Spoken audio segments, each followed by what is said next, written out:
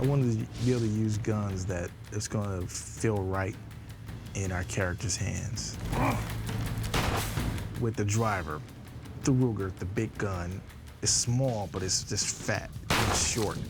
And it just felt right in his hands. It's a Ruger Black Hawk Alaskan 454 Casull, which is a very unusual gun. They use it for killing bears in Alaska when they're out fishing if a bear happens upon somebody. Hey, Mark.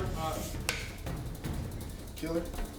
The bullet's about that big. It's a nice big bullet. Reason why he need a gun that big is if I shoot, if I hit, you're going down.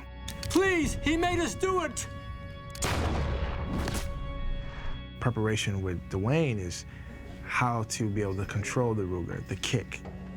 The backfire of the gun is much louder. Dwayne had to get used to that. Yeah, I spent a lot of time with our tech guy. His name is Chick. And it was a lot of fun shooting that gun. Same beat, we back here, he's figuring it out, because you got the shit in your eyes and all that stuff, and then you'll come back out, boom. For the killer, we have a H&K P30 with a silencer on it. It just fit his hands right. It felt menacing, but sexy and cool at the same time. It's just a beautiful, sleek, awesome gun. Just goes right alongside with the style of the movie. It's so powerful, and you have to be so careful. And that's the thing, is I just kept on thinking I was going to shoot myself in the foot.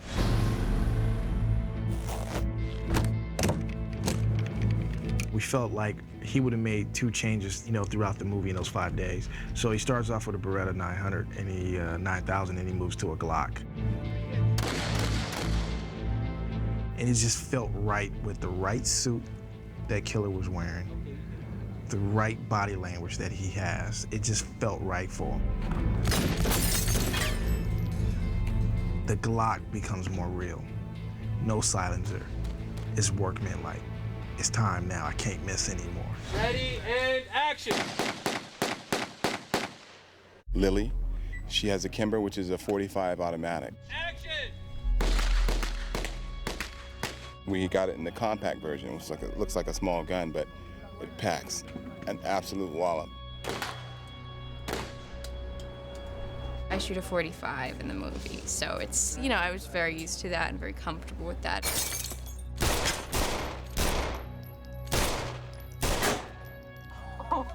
They're not real bullets, but they have a gunpowder load. And this particular one is a .45. And as you can see, there's no slug at the top. So with this, it doesn't have as much kick.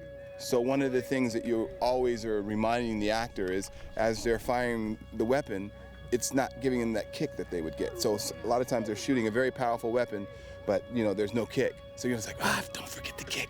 Right. I'm gonna kill you all.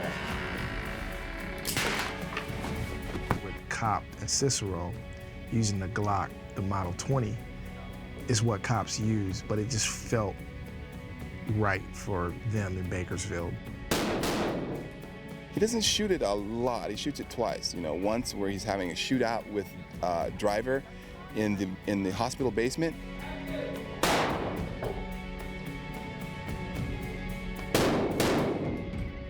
The director goes, "Okay, everybody's out of the way.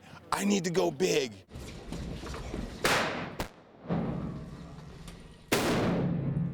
And so we put in the big loads into the big gun, and he just shot it like a cannon.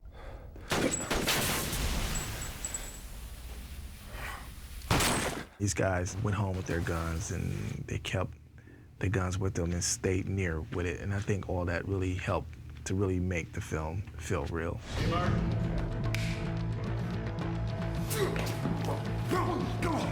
At certain specific prisons throughout the country, West Coast, there's fighting called 52 blocks.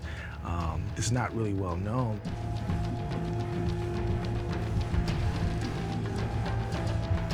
George thought that because Driver's been in prison for 10 years, that this might have been something he had picked up on.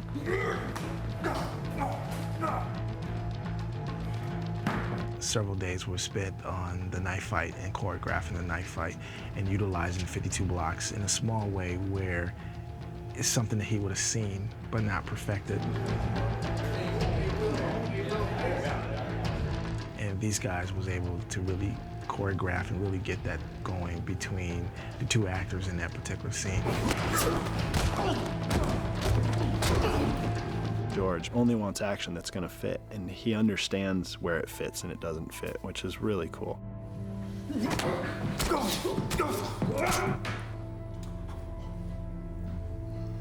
And action, I go. When I first read the script, when I first read Tony and Joe draft, the Chevelle was always there in the material. Well, we knew we needed a Chevelle Super Sport for the driver. It's like just the coolest car ever made. Yeah. It just fit for him to be in the SS Chevelle. 71 body with 1970 fixtures. Upgraded engine, nitro booster. I mean, it's really cool. And for me, you know, it's a big Boys with Toys deal, and I couldn't wait. Have you heard it start up?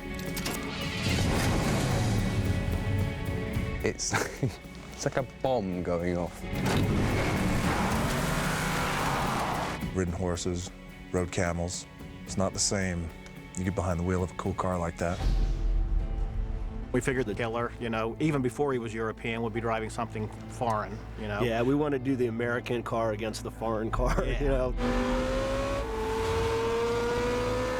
I just felt like Oliver inside the Ferrari was the right car for him. To be able to drive that was just incredible. I'm gonna hate it going back to London and getting back in my Clio. It's gonna be rubbish. Needed something fast that can hang with a Ferrari. Lotus was great, fast car. It needed to feel like the character Lily. And Lily, yellow. They just kind of all worked together. And once she got close to the car, I just felt like it was her. Background. Background. The bank heist, we felt like from that particular scene, the driver would have chose a particular car that would have been more of a looker, a car that he would have been proud of to show around. That's why the car is gold. It's in great shape. It's a beautiful looking car. At that particular scene, how I wanted to set it up as a director was establish how good he is. Driving forward, making turns, driving backwards, going through small spaces. For some of the driving sequences, we're using a thing called the moto arm in the elevator rig, which is basically a Cadillac Escalade with a vertical riser, so we can move the camera up and down. Biscuit is a very good piece of machinery that allows us to get our camera in very tight spaces while Dwayne is behind the wheel. We can have cars in close proximity, we can weave through traffic, and that's all with the actors on this biscuit rig, with cameramen and operators and everything sitting on that rig flying down the freeway. It's kind of cool. It really ties the actors into the action. Now, when you're in that moment, sometimes you're gonna hit some cameras.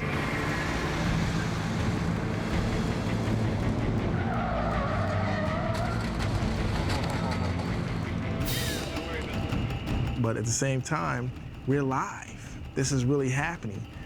That's why you're going to hit a camera sometimes, you know what I mean? I think that is the excitement that that film, that scene gave us. Ribbit!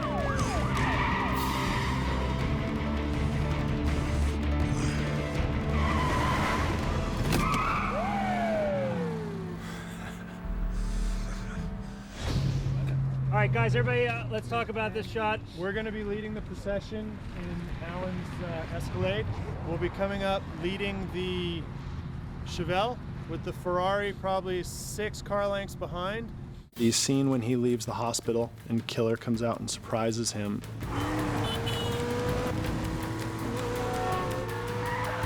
Killer's looking to get a moment where he can take a shot at Driver, and Driver knows his time is getting short. He's got to do something. It's hard for an SS Chevelle to outrun a Ferrari.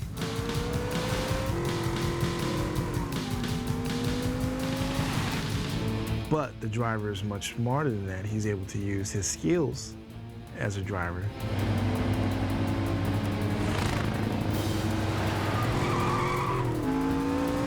he basically pulls in front of a semi at 45 miles an hour, slams on his brakes, and just throws a 180 right in front of the semi. The stuntman that was driving it, I said, "Man, that looked like it was going to cream you," and he goes, "It felt like it was going to cream me."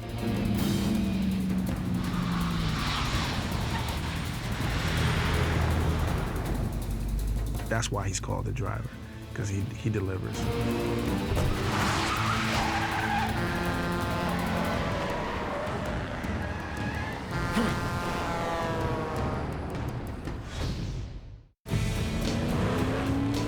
You have kind of these amazing action sequences. And these amazing shootouts. I had a lot of fun, and it was a great experience. It's about choosing the right weapons and the right car to become these guys ready to battle. And I think we chose the right ones for the movie.